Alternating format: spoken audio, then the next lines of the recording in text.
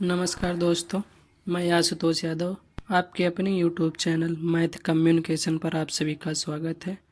तो दोस्तों, पिछली क्लास की तरह हम फिर प्रीवियस ईयर सीटेट के सवाल लेकर आए हैं। तो इसमें पहला सवाल है कि 6 अंकों की सबसे बड़ी संख्या के विभिन्न अभाज्य गुणनखंडों की संख्या है। तो 6 अंकों की सबसे बड़ी संख्या है, इसके विभिन्न अभाज्य गुणनखंडों की संख्या बताना है। तो सबसे पहले हम क्या करेंगे कि 6 अंकों की सबसे बड़ी संख्या लिखेंगे। तो ये हो जाएगा 6 अंकों की सबसे बड़ी संख्या क्या होगी? 9,99,999, इस तरह से। अब हम क्या करेंगे, इसका अभाज्य गुणनखंड करेंगे। तो इसका गुणनखंड करने के लिए ये हो जाएगा इस तरह से, ऐसे करेंगे। पहले इसको हम 3 से काटेंगे, 3 तिहाई 9, इस तरह से ऐसे कटेगा। बात समझ में आया? फिर इसको हम 3 से काटेंगे, यहाँ मिलेगा क्या, 1 1 1 1 1, इस तरह से, यानी 3 1 3 3 1 3 3 1 3, इस तरह से।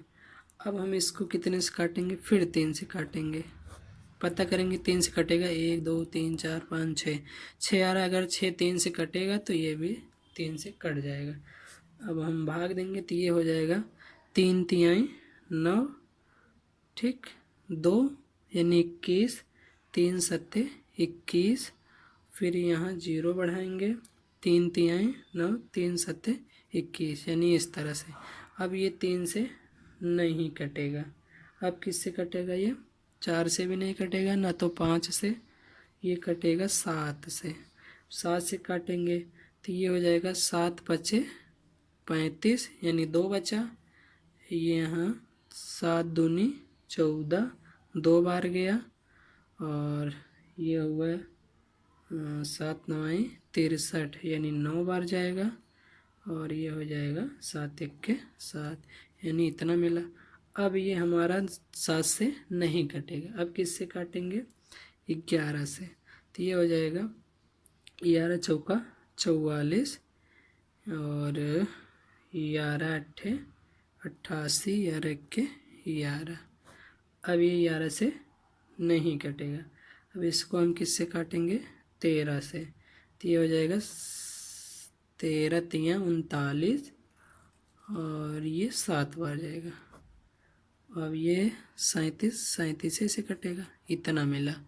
अब हम क्या करेंगे, इसको लिखेंगे 3 गुणे 3 गुणे 3, 1 2 3 था। अब 7 एक बार है 7, फिर 11 है, फिर 13 है, फिर 37 है, इस तरह से। तो अब हम क्या करेंगे, इसको लिख सकते हैं 3 की घात 3, और क्या लिख सकते हैं 7 की घात 1, 7 एक ही बार है, 11 एक ही बार है, 13 एक ही बार है, और 37 एक ही बार है। तो ये हो जाएगा, ये 1 2 3 4 5, कितने हैं? 5। तो विभिन्न अभाज्य गुणनखंडों की संख्या क्या होगी? 5। यानी कौन सा सही है? ए वाला। अगला सवाल है कि मान लीजिए कि a बराबर 11/13, b बराबर 13/14, और c बराबर 15/17 है। तो 3 भिन्न है, तीनों में से कौन सा सत्य है? सबसे पहले क्या दिया है? a बराबर 11/13।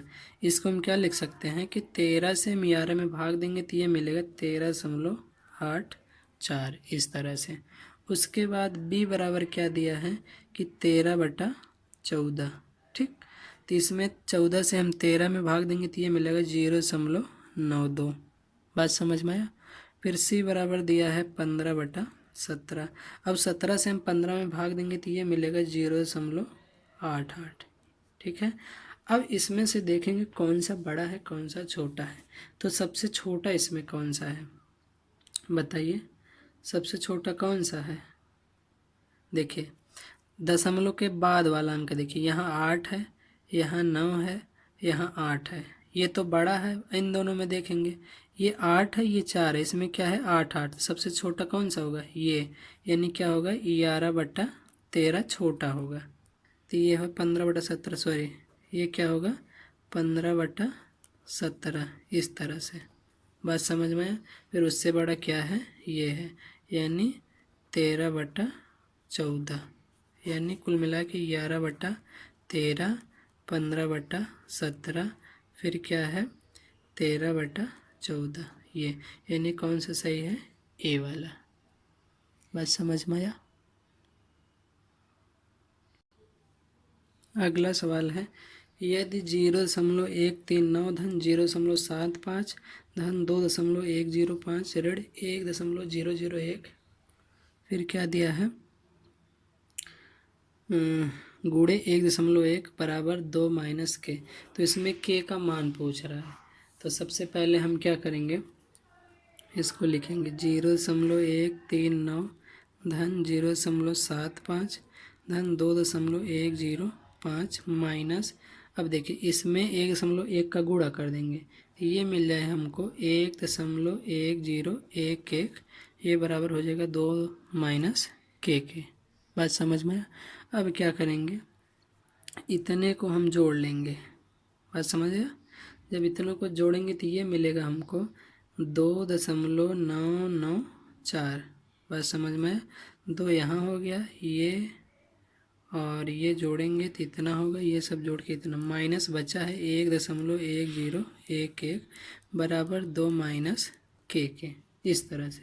अब हम क्या करेंगे, इतने में से इसको घटाएंगे तो ये हो जाएगा, जब घटाएंगे तो ये मिलेगा 1.8929 बराबर 2 माइनस के। अब हम इसको लिख सकते हैं के बराबर 2 माइनस 1.829, इस तरह से। तो के बराबर हमको मिलेगा 0.1071, यानी के का मान क्या मिला 0.1071, यानी कौन सा सही है, ए वाला। ठीक। नेक्स्ट सवाल है, अगला सवाल है, यदि ए बराबर 3/4 और बी बराबर 5/6 है तो निम्न में से कौन सा ए और बी के बीच स्थित नहीं है। 4 ऑप्शन दिए हैं, चारों में से एक ए और बी के बीच में नहीं है, वही कौन सा नहीं ये बताना है। तो हम क्या करेंगे, ए बराबर दिया है कि 3/4, जब 3 में हम 4 से भाग देंगे तो ये हो जाएगा 0.75, और बी बराबर दिया है क्या 5/6, तो ये हो जाएगा 0.83, इस तरह से ये और ये मिला। अब ऑप्शन पहला है क्या दिया है कि -2/3, इसको हम लिख सकते हैं -0.4, ये हुआ। और दूसरा बी वाला दिया है कि -7/9, ठीक, ये हो जाएगा -0.77। तीसरा दिया है 0, ठीक, सी बराबर 0। डी बराबर दिया है -1/2, तो इसको लिख सकते हैं हम -0.5, इस तरह से। अब कह रहे हैं कि इन चारों में से कौन सा -3/4 और 5/6 के बीच में नहीं है। देखिए कौन सा नहीं है इसमें, बताइए। देखिए ये कितना है 0.75, ये क्या है 0.4, ये तो है, इसके और इसके बीच में ये पड़ेगा। बात समझ में आया। ये भी पड़ेगा, ये भी पड़ेगा, लेकिन कौन सा नहीं पड़ेगा, ये क्या है, ये -0.75, ये क्या है -0.77, यानी कौन सा नहीं पड़ेगा, बी वाला। ये कौन सा सही है, बी। अगला सवाल है, दो संख्याएं 3:5 के अनुपात में है, यदि प्रत्येक संख्या में 12 जोड़ा जाए तो यह अनुपात 5:7 हो जाता है। दी गई दोनों संख्याओं का योग क्या है। समझ में। तो माना पहली संख्या ये हो जाएगी 3x, और दूसरी संख्या ये हो जाएगी 5x, ठीक। अब क्या कह रहा है कि यदि प्रत्येक संख्या में 12 जोड़ा जाए, यानी 3x बटा 5x।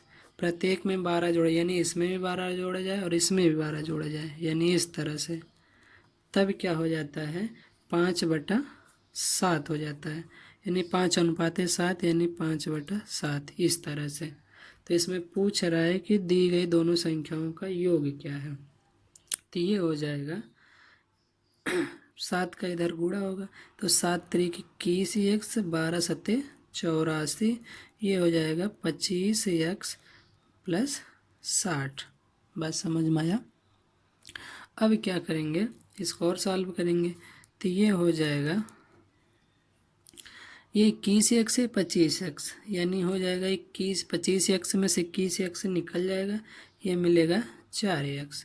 ये हो गया 84 - 60 के, तो 84 में 60 निकल जाएगा, तो ये हो जाएगा 24। बात समझ में। तो x बराबर हो जाएगा 24/4 के, यानी ये मिला 6। x का मान क्या मिला, 6।